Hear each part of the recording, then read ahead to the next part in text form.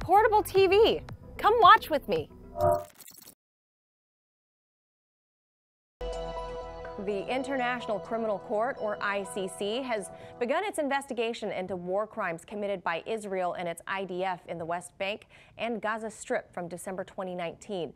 Though Israel does not recognize the authority of the ICC, both Jerusalem and Washington issued a rebuke on this move.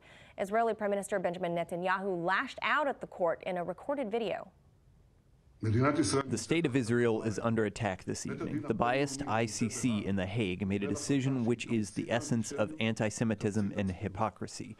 It determined that our brave and moral soldiers, who are fighting against the cruelest terrorists on earth, they are all war criminals. It decided that when we are building a home in our eternal capital, Jerusalem, it's a war crime. The ICC, which was established to prevent a reoccurring of the horrors of the Nazis, instigated against the Jewish people, now turned against the state of the Jewish people.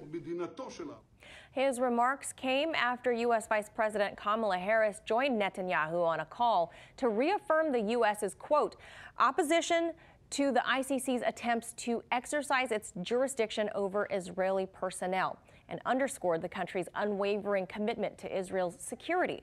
So here to weigh in, former UK MP George Galloway. So George, you just heard it there, Bibi's harsh words to the ICC. The ICC is meant to serve as a last resort when a country's own judicial system is unable or unwilling to investigate war crimes.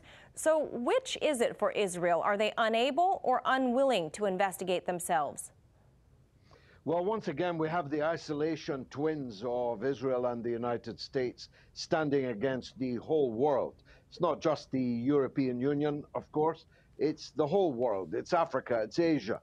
It is the Latin American countries. It is just the world against Israel and the United States. And that's not really a good place to be.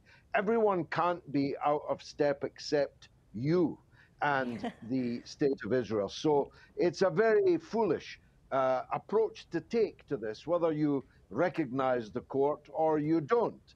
I mean, if you don't recognize it, why are you even talking about it? Why are you even attacking it? When the people in the court decide that there's a prima facie case that the Israeli state has broken not its own laws, that's why its own courts are not the legitimate jurisdiction for this, but broken international law, particularly law which relates to territory occupied by military force, which of course Gaza and the West Bank and East Jerusalem are. Well, George, to Israel's credit, some of it here, in the past, they have opened many probes into troop conduct and have found some of their own guilty of various crimes. Could the ICC's move then exacerbate the upcoming talks between the U.S. and Iran on rejoining the JCPOA, given America's commitment to backing Israel? Well, it will certainly throw up in sharp relief the double standards involved here. And Israel's judicial system deals admirably, not least with high-ranking politicians, including Mr. Netanyahu, who may very well soon be going to prison.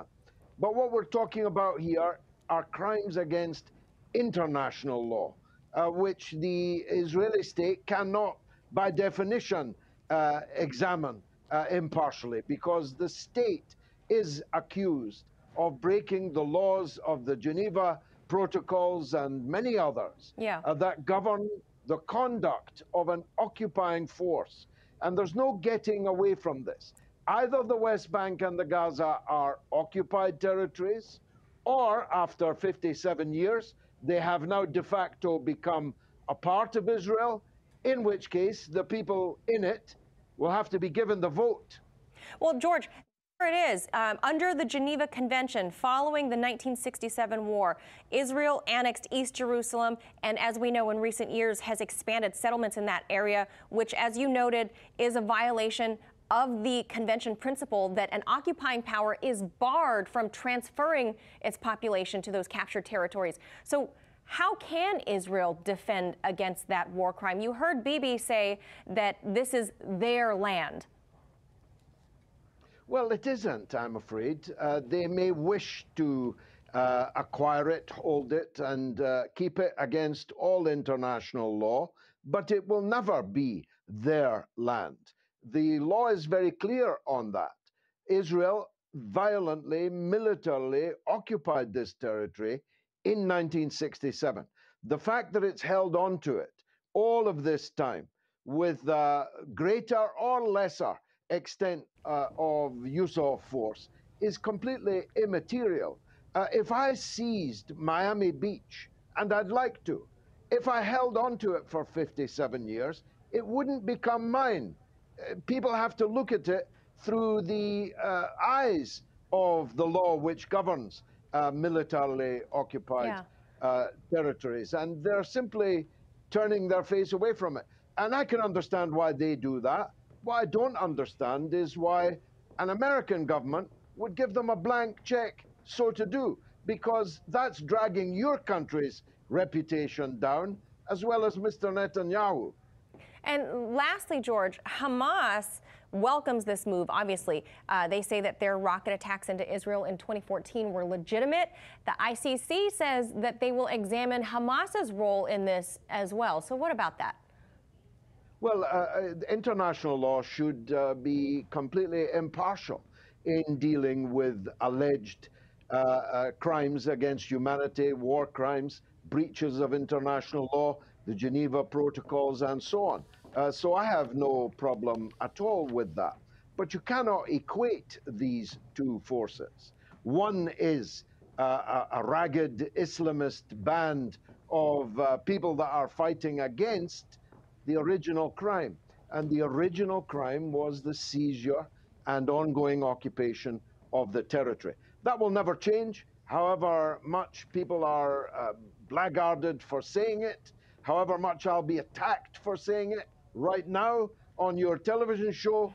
That will never change. These territories were seized by force, and they must be given back, or they must be formally, properly incorporated into the state with agreement of the occupied population, who must be given the right to vote.